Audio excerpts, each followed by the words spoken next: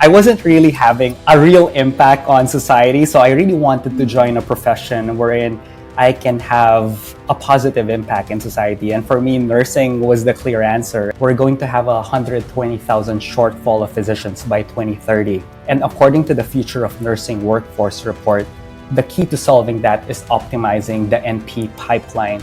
We are not going to succeed because we believe in ourselves. We will succeed because we believe in each other. A strategy without data is just poetry.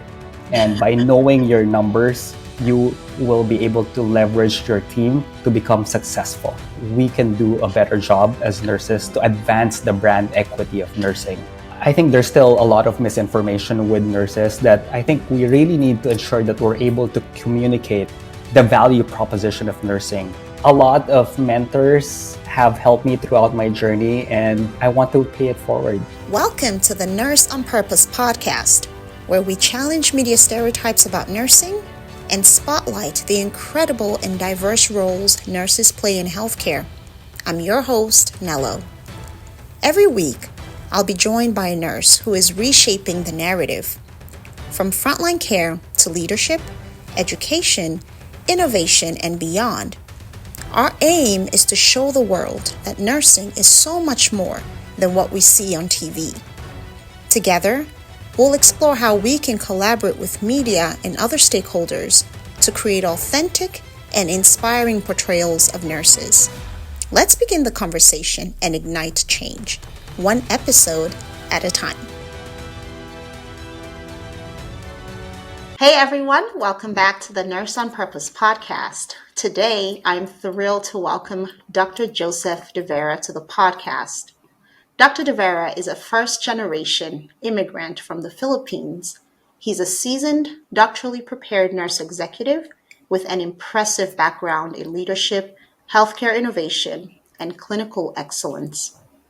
As the former Associate Chief Nursing Officer at Harborview Medical Center, he navigated the hospital through the challenges of the COVID-19 pandemic, optimizing quality metrics and leading a successful transition to Epic. Now, as a Chief Nursing Officer of NP Hub, he's transforming NP clinical placements and spearheading initiatives like the first NP-specific job board, connecting students and professionals with top institutions. With an MBA from MIT, an MPH from Harvard, and a DNP from California State University Fullerton, Dr. Veyra blends clinical expertise with business acumen to drive meaningful change in nursing. Dr. Veyra, you're welcome to the podcast. It's an honor to be here, Nello. Thank you so much for having me. Grateful to have you here. I can't wait to really just dive into your journey and the impact that you're making in nursing and healthcare as a whole. So let's get started from the top, which is where I always like to get started. Take us through the moment when you first decided to pursue nursing. What was the motivation? Yes, I pursued nursing because as a first generation immigrant, as you know, nursing is a very daunting profession, and nursing is actually my second career. In my first job in the United States, I was actually a journalist, and unfortunately, How did I not know that? I know. Unfortunately, it wasn't hard-hitting journalism. I was covering the Transformers movie premiere or the Manny Pacquiao fights in Vegas. So I wasn't really having a real impact on society. So I really wanted to join a profession wherein I can have a positive impact in society. And for me, nursing was the clear answer. And of course, I had a community behind me. I had a lot of relatives in the profession as well. And I wanted to partake in that mission. Wow, I can't believe that you were a journalist. Yes. Before, I didn't know that about you.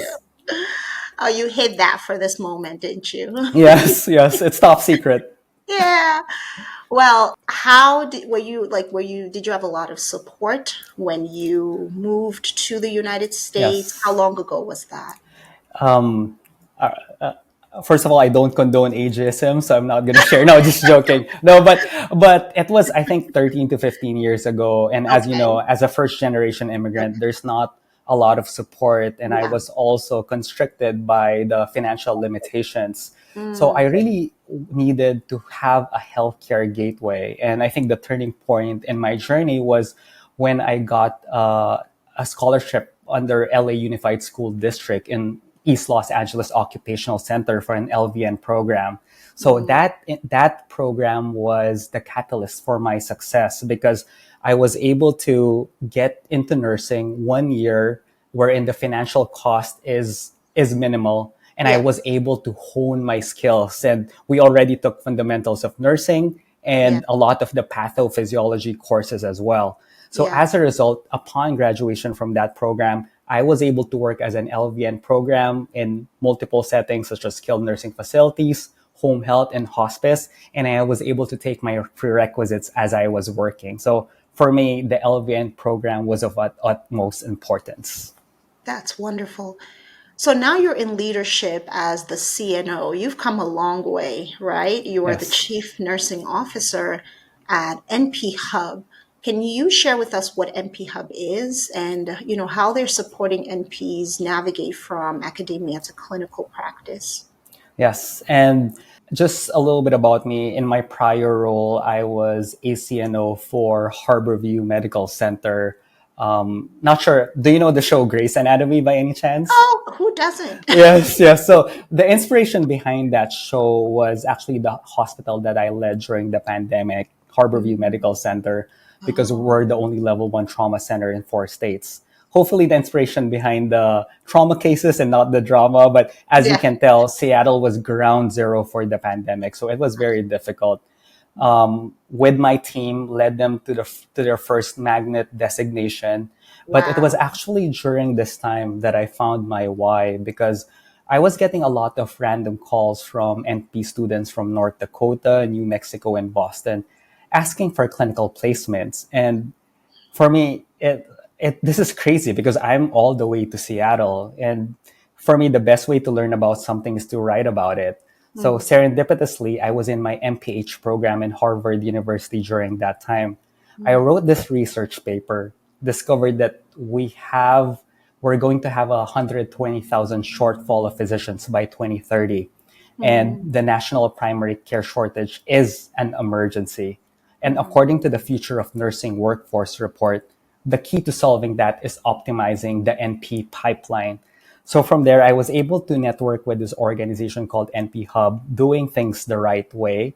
And what NP Hub does is we actually help students with their clinical placements, because a lot of the universities, due to short staffing, are having such a difficult time optimizing their clinical placement process. So we're like a force multiplier for universities.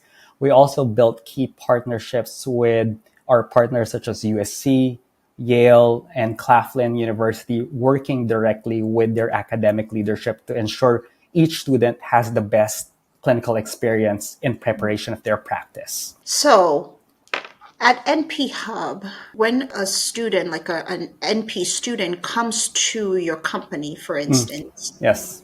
what is the process that they have to go through in order to get placed? And are these students from all over the United States? Are they placed within their state? How do you do the actual pairing up? We have an online marketplace. It's like a matching. Have you used Airbnb before? Oh, yeah, I used it Yes, like yeah. yesterday. So we're like a two-sided platform wherein students can get into our website, leveraging AI. They document or input the clinical parameters, whether if it's FNP, Mm, mm, PMHNP, the brilliant, demographic profile of the population, and from there brilliant. they are matched with a preceptor that Mm, fits not only from a clinical standpoint but from a geographical standpoint as well. absolutely. So we try to ensure that our clinical placements are within at the maximum a 90-minute drive. But the beauty of this is it also empowers the student to choose preceptors because they will have multiple choices Mm, as they're choosing their clinical placement. We yeah. also want to assist in inclusion, in decreasing the level of effort and impact to finances. So we actually built a payment plan for our students as well as Mm, they used our clinical placement mm, service. mm. because we've all been there, right? Yeah, I yeah, mean, I think both of us have been working students yeah, as we progress in our nursing. So we really want to make sure to decrease the level of impact from a life standpoint of mm, NPs, because based on a financial analysis that we've conducted, the risk of a student delaying one semester of graduation is around at least $16,000, aside mm, from the emotional impact of yeah, having being delayed in your program. So that is our key mission, which is to yeah. serve NP students in the healthcare ecosystem. This must be such a fulfilling role for you, right? Yes, yes. That you I truly think get to meet the needs of this population that desperately needs the placement. Because as an NP student myself, when I was going through the process, my school was pretty good at doing the matching and the placements for us. Like we didn't mm, have to look for our own placements. And I thought it was strange that people would say, "Oh, I have to find a placement." And I'm thinking, why? Why do you have to find your own placement, right? Is there just like a lack of hospitals or facilities that are willing to take on NP students? Why is there such a, because I personally feel like the responsibility for placement should be on the school, not on the student, right? yes, I do think that universities are doing their best to serve their students. That Yeah, being said, similar to the healthcare industry, there is short staffing yeah, all absolutely. around. I've met programs wherein their clinical coordinator is suddenly quit. So now that responsibility On the falls on student. the dean, and Yeah, knowing the dean is responsible for budget, for staffing, for yeah, strategy, for accreditation. So I think universities are doing their best. That being said, there are marketplace realities that are happening right now, not just in universities and healthcare, but in the workforce as a whole. So yeah, that is what we're trying to accomplish and help, yeah. and that is why our mission is so important. Now, this brings me to my next question because the placements that we get during the 2 or 4 years that we're spending in school will really make an impact into the way we practice, our skill, our knowledge base, and all of Hmm. those things. There are people who are arguing that we vary a lot when it comes to, and I'm talking about the NP role now. There's Mhm. variability in when you consider somebody who went to this school versus that school, and it may have something to do with their clinical placements. Hmm. When we are finding our own clinical placement, and there's such a shortage. And because out of desperation, do you feel like these placements are vetted well enough to make sure that they are actually credible and providing the standard of education and teaching that students need? Or is it just a pass through? Like, as long as you have a placement, that's good enough. Like, what is the vetting process to ensure that clinical education is standardized throughout NP practices? I can only speak for NP Hub and our university partners. We've gotten the feedback that we have the most rigorous precepting onboarding process in the nation. That's We awesome. each preceptor is actually interviewed beforehand, and all of their certificates and licenses are reviewed to ensure that everything is up to date. In fact, Hmm. our process is so rigorous that Emory University has adopted it. Yeah. And the beauty of it as well is that aside from the evaluation of the school, similar to Airbnb, students are also able to review their Mm, preceptors on good. a five star rating. So Mm, whenever we get a rating of 3 and below, we immediately investigate, and mm, in most cases, we actually remove that preceptor from the platform. So mm.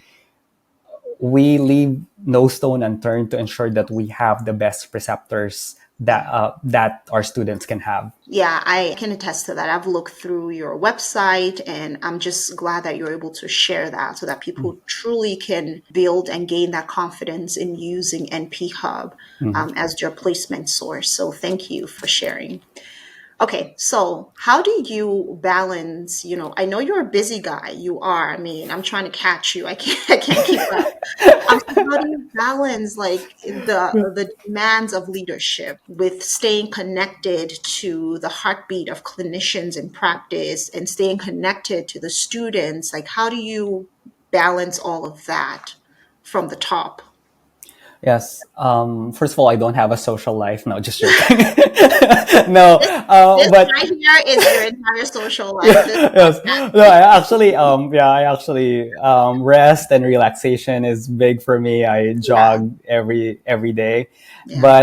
but how we balance that is by creating forums and community, by having each stakeholder heard, and that is why partnerships are so big for NP Hub and for myself. In fact, we've built partnerships with DNPs of Color, NPWH, California Nurse Practitioner, CANP, California Nurse Practitioner Mm, Organization. We leverage these partnerships not only to learn from the yeah. thought leaders such as yourself, but from their membership. Yes. And from there, we're all able to Mm, build that community. We build forums, and also we read the reviews of our students. As good. I said, each student is able to review their preceptor outside of the university evaluation to make sure that we have that unbiased perspective on Mm, preceptorships, but mm, not just on their preceptor, but the difficulties they're having and their interest as well. So let me give you an example. So we're mm, working with one of my university partners right now, and we actually had a direct conversation with their student, and they're in their PMHNP program, and the student told their professor that they're actually interested in ketamine. So mm, by having that closed loop communication, we were mm, able to actually change their clinical placement maybe a week or 2 weeks mm. before and Yeah. place them with a ketamine clinic that was Yeah. maybe 30-minute drive away. So by Wow. having that direct feedback loop with our students and preceptors, we're able to produce the best ecosystem possible. Because in the Wow. end, we are not going to succeed because we believe in ourselves. We will succeed because we believe in each other. Thank you so much. All right. So I know that mentorship is so important to you, and most people can say that there's somebody that they've looked up to, either they've admired them from a distance or who is mentoring them, who they're acquainted with. Is there anybody in your life that is memorable to you as either a mentor or, professor in the past? I think one key mentor that I really admire and still in contact with was my LVN professor, Miss Suzanne Zimmer. Wow. I think that was my gateway into nursing. I think if she wasn't my first professor into nursing, my career would have been different because not Mm, only was she super strict, obviously, about aseptic technique and all of the fundamentals of nursing skills, but she actually lectured on the importance of evidence-based practice.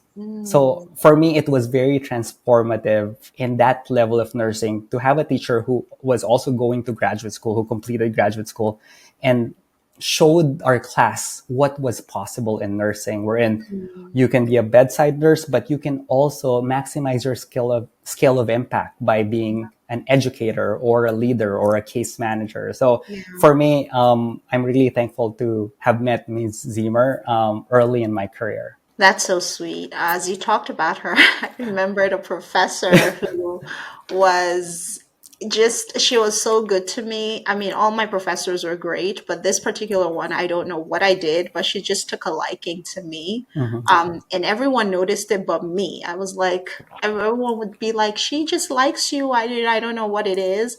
But she supported me so much. Even after school, she wrote all my recommendation letters. She would tell me how great I was doing. And even now, she still follows along with my journey. And that's really the importance of mentorship and pulling others along as you go on in your career, not forgetting to look behind, right? And try to get others that are behind you, encourage them, support them, speak life into them because they'll never forget it. Can you share any unique challenges that you faced as an immigrant in healthcare. How did you overcome them, and what advice would you give to an immigrant nurse or student who is trying to establish themselves in the profession as a first generation immigrant or any generation immigrant? Yes. I think as a first generation immigrant, it's a reality that there are economic limitations to your journey. So for me, the way I was able to overcome that is by really finding a gateway into nursing. And for me, the LVN program was a great gateway into nursing because first, it's a 1 year program. And then you'll be able to, upon graduation, aside from the low cost, upon graduation, you're able to step into nursing and also work during while taking your prerequisite. So just being open to other pathways into nursing that can overcome the economic limitations of the immigrant experience. Second is finding your community. It's very important that to know that we will not succeed because we believe in ourselves. We will succeed because we believe in each other. And in my case, when during my LVN program in East LA Occupational Center, is that I had to take the bus like maybe an hour or two to my house or to my clinicals, and I'm not sure if you remember those nursing books like basic nursing Oh and my fundamentals goodness. of nursing. I had And to that's where my care. background started. Yes, I had to carry them, but that's why you're fit, right? So Yeah. that's a blessing. But for me, I think my low back pain came from that experience. But the beauty of that is that by finding my community, my classmates from the Latinx community, my teacher, they all like gave me rides whenever they could, just Mm, to make sure that I'm mm, successful and I'm well rested, yeah. have time to study. So finding your community, and even now that is so true. So that's why NP Hub has these partnerships with key organizations such as DNPs of Color, NPWH, CANP, and even the Philippine Nurses Association of America. So make sure to find your community. Third, you should have the self awareness to recognize and acknowledge your weaknesses. So when I was a clinical nurse leader for the VA, I my next job was I was initially a clinical project manager for the California Quality Improvement Organization for California, wherein I was just in charge of around maybe uh, eight eight hospitals, eight hospitals with regard to their CMS quality metrics. Mm, However, after 3 years, I was promoted to become the executive director, wherein now I had the oversight of the quality metrics of around 314 hospitals. yeah. I recognized that I was transitioning from an operational role to a strategic role. Mm, And by having that awareness, I decided to pursue my MBA from MIT. And mm, that's where I learned all of the frameworks for business, strategy, economics, marketing. And thank God, I think after my tenure, we were able to save Medicare around $380 million. So, wow. and one, my key takeaway from that, from learning those frameworks was that a strategy without data is just poetry. And by knowing your numbers, Yeah. you will be able to leverage your team to become successful. Yeah. Data is king and Yes. queen and Yes. everything. Yes. Yes. MIT, Harvard, and California Hmm. State. You are a powerhouse, and you're so humble, uh, and so friendly and so sweet. I really enjoy talking to you. You do a lot for other people. What is it that fills your cup? I think as a first generation immigrant, and I think you can attest to this, one of the things that made me really homesick was not having access to my mom's cooking. For Oh me, no, that Philippines. was very heart wrenching. And so whenever, especially in LA, it wasn't as difficult, but in Seattle, wherein there is not a large Filipino population, I really had difficulty finding Filipino food that was authentic. So, but thank God that whenever I feel stressed or or super hella tired, I would go to this restaurant called Musang. and the chef became a friend of mine, Chef Mel, who is a James Beard finalist. So I think just having that access to authentic food from your home is really big. And once I eat the adobo or the Yeah. sisig, Yeah. pancit, right? Yeah. I think I'm after a hard day, I'm ready to go for the next day. So I Yeah. think just finding eat like tasting that piece of home is very Yeah. important. Yeah, food connects you, back to something, back to Yes. those roots. I Yes. feel the same way about Nigerian food. My family sometimes will make fun of me that like I'll eat African food on my lunch break because it's notoriously sort of it has a unique smell right to it, and I will be like, I don't care. That's when I'm taking to work, and they're like, oh, That's part of the happiness because it's a yeah. multi-sensory Yeah, experience. you don't because you hardly ever get those foods. So whenever you do, you really do like savor them. Yes. But thank you so much for sharing that. One of my best friends is Filipino, so whenever you're needing a Filipino hookup, I got you. Oh, please do, please do. Full transparency, I don't cook. I only eat. So donations are welcome. No, honestly, we're the same. Yeah. I cook, but I don't enjoy cooking. Yes. But I enjoy eating for sure. Yes. All right, thank you. We are going to transition and talk about media portrayals of nursing. This has been such a fun conversation. I know I wish we could keep talking about kind of experiences and first generation immigrant experiences. But for the sake of time, let's talk about media portrayals of nurses. What are your thoughts? You have the experience of, the Filipino experience being that background, and now the experience in the United States. Can you share what you see are some key differences in the way nurses are portrayed or regarded in both of these countries, and then also in the media? I feel that the United States is doing probably the best job among all the countries. We are leading in nursing because of the rigorous academic standards of this country. Mhm. That being said, I do feel that we can do a better job as nurses to advance the brand equity of nursing because I think there's still a lot of misinformation with nurses that I think we really need to ensure that we're able to communicate the value proposition of nursing. We are not merely practitioners of healthcare or bedside nurses.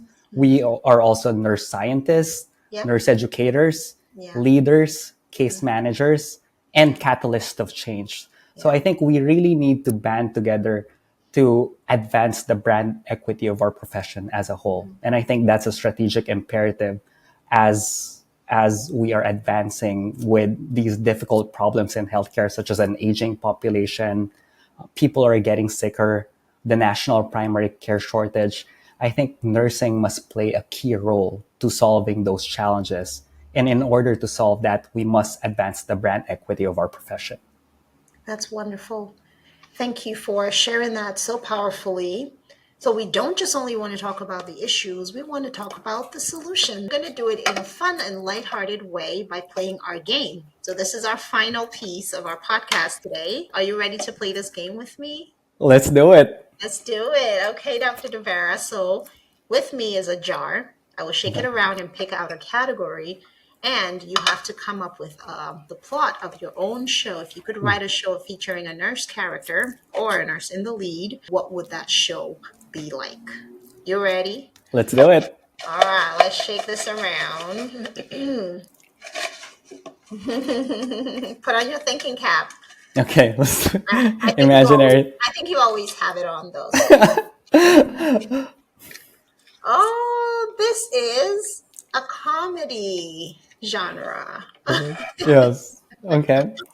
I think what I foresee is because when I went to Seattle, I think it was at the heat of the pandemic where Seattle was ground zero for COVID-19, and I think it was very difficult, and it was very difficult to adjust to short staffing, patients dying, and just the overall the overall burnout. So I think what I will do is maybe having a nurse that is finding humor in every day, whether it's you messed up an IV or just laughing at the break room. Maybe someone brought pancit wherein it fills out the smell of the break room. So by just having those small moments, because I think while our profession is very important to patient safety, I think it's also important for us to have a light-hearted approach and find Absolutely. those moments in order to fill our cup. Yeah, yeah, yeah, definitely. And I would watch that show 100%. I remember, oh my goodness, as you were talking about the break room, this is terrible, but Yeah. I remember when I was working on a unit, it was a rehab unit for children, children specialized, like a hospital. And I loved working there because I've always loved working with children. And I was working, I think it was the night shift or something. I mean, it was around the time when we went on our break, and somebody announced that there was pizza in the break room. Oh, I'm there. I'm Yeah, there. right, right? And I was like, okay, so I went and I got a slice of pizza. Mm. And so I was like, oh, okay, this is good. It was like, I don't know, I don't know if it was the last night, because initially I was like, oh, I'm okay. And then they were like, no, you should go get some, go. And I was like, all right, fine, I'll grab a slice. I took a slice and then, I was done and I left. And then one of the nurses went into the break room and was like, somebody just ate my food. I was like, wait. And then she said, did somebody eat the pizza that was in this thing in the corner or whatever? I was like, oh my gosh. I felt so terrible. I had eaten her lunch and I didn't realize. And I was like, this is Honest mistake. I know Honest this mistake. is so silly because I didn't even want the pizza to begin with. And so I was like, this is something that I never thought would happen to me, that I would eat somebody I else's. think it was a setup. It was your No, friend no, who no, said, "Yeah, eat it it." was right there. It wasn't like packed away in a Yeah. special. Anyway, Yeah. it was just, I just remember that. And it was so long ago, but sometimes I remember it and I think to myself, oh, how embarrassing. But yeah, thank you so much for sharing that. I'll be calling NBC and tell them Dr. DeVera has a show proposition. Yes, yes, please. And you can be the lead actress. Yeah. Oh, okay. Yes. So I need to go brush up on my acting skills. Right now, Yes. I have zero. I have like none. So don't depend on me for that. Okay. So where can people find you to connect with you, support your work? Yes. Yeah. If I'm always on LinkedIn, just search me. Joseph De Vera. I mean, my last name is a little bit hard, but I think it will probably be part of the post. And Yeah. regardless if you need mentorship or you're looking into clinical placements, if you're an academic leader or if you're a hospital or a healthcare organization leader hiring NPs, we also built the first ever NP specific job board. So would love to be of service. But anything, I'm so easygoing. If there's Yeah, anything you you need, are. whether it's you're interested in maybe applying to an MPH or DNP program, would love to be of service in any way I can. I Yeah. think it's a lot of mentors have helped me throughout my journey, and I want to pay it forward. Yeah. Yeah. This has been such an insightful episode. Thank you for just sharing your journey, your passion, your mission. It's such a worthy mission, deserving of every accolade and every praise, because you're doing something that every NP student needs, right? Mm. Desperately. And so thank you for doing that job of matching nurses and matching nurse practitioners up with quality education. All right. So we are going to wrap up here. And guys, please be sure to like, please be sure to share, please be sure to subscribe. If you're enjoying my content, please give us a like, give us a thumbs up, all the good stuff, and follow along. Dr. DeVera, if you could recommend anyone to be a guest on the show, who would it be? Ooh, there's a lot. There's a lot.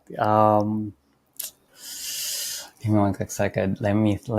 Not a Let me trick think. question. Yeah, I do think I just met Dr. Cindy Weston, who is Oh, the dean of University of North Texas, wherein she just built and she just built the nursing school for that university. And as you know, Texas is has a large need because of the diverse population. So I think featuring her would be such a would really fill your cup, because she would also talk about where how she served a rural population as well early in her career, and social determinants of health. So I think Dr. Weston would be a great guest.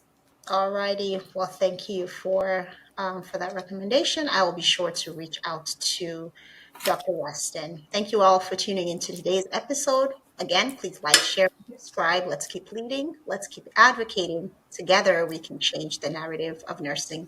Until next time. Bye bye.